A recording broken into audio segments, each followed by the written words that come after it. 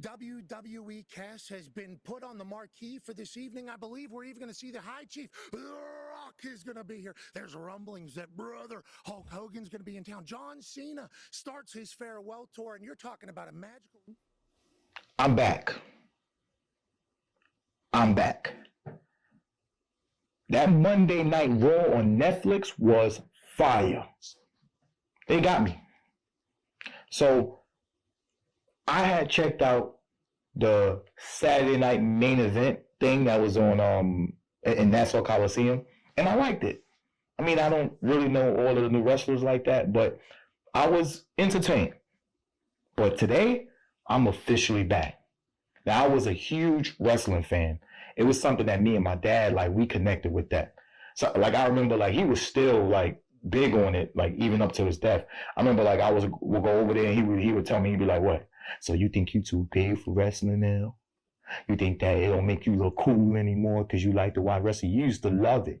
I used to take you to all the matches, and we used to watch it together. Now you too big for it. Now, that was the reason why I wasn't watching it, but just to make him feel bad, I will agree with the bullshit he was saying out of his mouth, right? It's kind of funny to me to do that to him, right?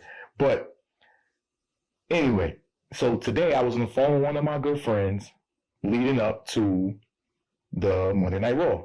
So I was watching Pat McAfee, right? Wait, before I even started watching that, I had a thought, right? So my friends always say I got wild motherfucking thoughts. Like I come from left field with things, and some of my thoughts come true, right? It be right sometimes. So I gave my thought to my friend. He thought I was nuts. Right? I'll get into our conversation, but he thought I was nuts. When I watched the Pat McAfee thing today, and that was what I put on the beginning of this video, I was sold. So Pat McAfee mentioned that Hulk Hogan will be in attendance today. And that just sold everything that I thought about what I think was going to happen. See, I just don't think that Netflix is going to spend all of this money to get WWE not to make a splash. Something big is coming, y'all. The WWE universe, something big is coming. If there's one thing I know about this company, something big is coming. So now we start talking, right? We're going down memory lane. I said, yo, you remember WCW? So WCW, wrestling fans know, was an old promotion back in the day that WWF beat. Right? We beat the shit out of them after. I mean, they had a little lead for a little while, but we beat the shit out of them. Like we always do. I remember my friends, side note, my friends, they told me that AEW was going to beat WWE. And they was fucking nuts. And I told them that they nuts. Now look at that shit. That is in the dumpster. AEW's in the dumpster. They doing shows in the Hammerstein Ballroom. They're about to be up in my crib right now. It's in the dumpster. Don't play around with my WWE. Now, again, I left them for 20 years, but don't play around with them. But let's get back to the story. So I say, you remember WCW? Well, back in 1996, right? After they acquired the big free agent, which was Hulk Hogan, right? They had to make a splash. And Hogan turned heel. That rocked the wrestling world. Nobody thought that he would ever be a bad guy. He was the American guy. He was the reason why WWF was what it was. He was in all of the movies. He was big, boys. He was big. Hulk Hogan made the WWF and almost destroyed the WWF. Especially when he turned bad. For them 2 years, the ratings was nuts when he became a heel. So I started doing my research, right? Because I don't want to come up here and speaking on things I don't know. Because remember, the reason why I don't watch wrestling is because of John Cena. No disrespect towards John Cena, but after that, I just became disinterested and I moved on. Now, a lot of my friends, I'm 32, they're like 28, 29 years old. 3 or 4 year difference is big, right? pause, and they would say, and they always tell me John Cena is the GOAT. He's the GOAT. Like, I don't want to rain on your parade, but he ain't the goddamn GOAT. But if that's what you want to believe, then you take it. So I asked him, I said, what would you call Roman Reigns? A babyface or a heel? Now I got back some of them saying, well, he's in between, right? Like, he do whatever it takes to win. And my other friend said in SummerSlam he became a babyface. So now with my own two eyes and my wrestling knowledge, what I watch on Monday Night Raw, it looked like, for me, in my opinion, it looked like they're about to turn him a complete babyface. So I asked another question. I said, so what about Cody Rhodes? Like, how is his title reign? Like, what's going? Is he carrying? Like, is he drawing? And they had mixed feelings. I said, bingo, I got you.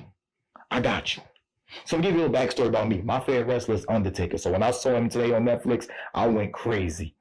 Like, back in the day, I used to do the little thing with the eyes. I should do it for right now, but I ain't gonna. I'm gonna spare you. I'm gonna spare you. But I was happy when he came on the TV. I was happy when Undertaker came on the TV. That's my favorite wrestler. That was my guy. If I ain't watch it, I'll watch WrestleMania for him. Right? I'm still mad about that Brock Lesnar thing, but that's another conversation. Now I'm getting back to the story. So now I'm like, you don't think it's funny that Hulk Hogan was there? So there go my friend again. He calls me in the middle of the show. He goes, yeah, he was only there to promote his beer. I said, did you see what the fans did to him when he came out?